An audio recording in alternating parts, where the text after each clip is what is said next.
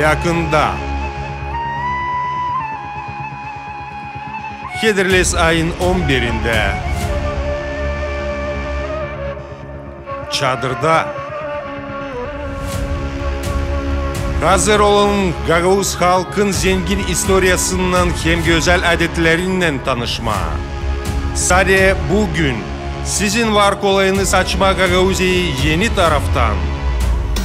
Gelin, görün, işidin, dadın Gagauz milli yemeklerinden. Pay alın milli oyunlardaki masterclasslarda. Halk ustaların panayırına uğrayın. Halk oyunlarda küçük gibi oynayın.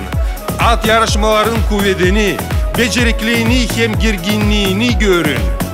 Gagauzya'da, Çadır kasabasında, Atprolin firmasında, Hederles ayın 11'inde saat 10'da, Hederles yortusu 2024.